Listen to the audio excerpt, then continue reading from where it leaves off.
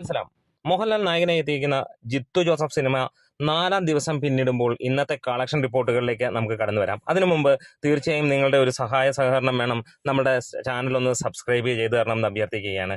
എന്തായാലും ഇന്ന് 4-ാം ദിവസം ഞായറാഴ്ച കൊടൂരമാണ്. കൊടൂരം എന്ന് പറഞ്ഞു കഴിഞ്ഞാൽ അമ്മാതിരി ഒരു കളക്ഷനാണ് സിനിമയ്ക്ക് വരുന്നത്. ആദ്യം 3 ദിവസം കൊണ്ട് സിനിമ 21 കോടിയിലേക്ക് എത്തിയ കാര്യം നമുക്ക് എല്ലാവർക്കും അറിയാം. വേൾഡ് വൈഡ് ആയിട്ട് സിനിമ നേടിയിരിക്കുന്നത് 21 കോടി. കേരളത്തിൽ നിന്ന് മാത്രമായിട്ട് 8.5 കോടിക്ക് മുകളിലാണ് 3 ദിവസം കൊണ്ട് സിനിമയ്ക്ക് നേടാൻ കഴിഞ്ഞത്. ഇന്നത്തെ കളക്ഷൻ വരുമ്പോൾ ഇതുവരെയുള്ള ട്രാക്ഡ് കളക്ഷൻസിലേക്ക് നമ്മളൊന്ന് കടന്നു ചെല്ലുകയാണെങ്കിൽ 2 കോടി പിന്നിട്ടിരിക്കുന്നു എന്നുള്ളതാണ്. അതായത് ഇന്നലെ ഇതേ സമയത്തിനേക്കാളും മുകളിൽ, ഒരുപാട് മുകളിലാണ് നിൽക്കുന്നത്. അതായത് ഇന്നത്തെ കളക്ഷൻ തീർച്ചയായും 4 കോടിക്ക് മുകളിൽ വരും. അതായത് 12 കോടിക്ക് മുകളിലേക്ക് ഇന്നത്തെ കളക്ഷൻ കൂടെ വരുമ്പോഴത്തേക്ക് കേരള കളക്ഷൻ എത്തുമെന്നുള്ളതാണ്. വേൾഡ് വൈഡും ഇന്ന് മിന്നിക്കുന്ന ഒരു കാര്യം തന്നെയാണ് നമുക്ക് കാണാൻ കഴിഞ്ഞിരിക്കുന്നത്.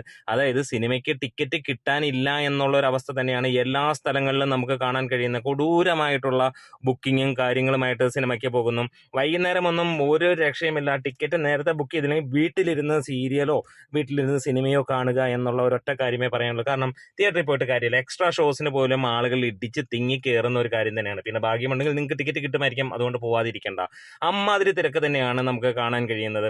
ഇന്നത്തെ ടോട്ടൽ കളക്ഷൻ 10 അല്ല 12 കോടിക്ക് മുകളിൽ വരാനുള്ള ചാൻസുകൾ കാണുന്നുണ്ട്. ഏറെക്കുറെ 10-നും 12-നും ഇടയിലായിരിക്കും. കേരള കളക്ഷൻ മാത്രം 4 കോടിക്ക് മുകളിൽ വരും.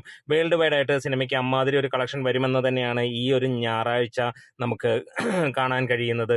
അമ്മാതിരി ഒരു കളക്ഷൻ ആയിരിക്കും. അതായത് ഈ ഒരു ദിവസം കൂടെ കഴിയുമ്പോഴത്തേക്ക് 30 കോടി ക്ലബിലേക്ക് നേരെ എന്ന സിനിമ എത്തുമെന്നുള്ളതാണ്. ഒരു ചെറിയ സിനിമയായിട്ട് വന്ന സിനിമ, ഒരു കോർട്ട് റൂം ഡ്രാമ, അല്ലെങ്കിൽ വലിയ രീതിയിൽ നമ്മൾ തട്ടുപൊളിപ്പൻ സിനിമ അല്ലാത്ത സിനിമ, എന്നിട്ടും ആ ഒരു റേഞ്ചിൽ എത്തണമെങ്കിൽ ഒറ്റ പേര്, ആ പേരാണ് മോഹൻലാൽ എന്നുള്ളത്. എന്താണ്, സിനിമ തകർത്ത് ആടിക്കൊണ്ടിരിക്കുകയാണ്. ഒരു രക്ഷയുമില്ല. ഈ വരുന്ന 2 ദിവസം കഴിയുമ്പോഴത്തേക്ക്, അല്ലെങ്കിൽ വരുന്ന വെള്ളിയാഴ്ചയോടെ 50 കോടി ക്ലബിലേക്ക് സിനിമ കയറും എന്നുള്ളതിന് സംശയങ്ങളൊന്നുമില്ല. എന്തായാലും മോഹൻലാലിന്റെ ഈ ഒരു സിനിമ ഒരു ചരിത്ര വിജയം തീർത്തിരിക്കുകയാണ്. നമ്മുടെ വീഡിയോസ് ഇഷ്ടമെങ്കിലും സപ്പോർട്ട് ചെയ്ത് തരാം.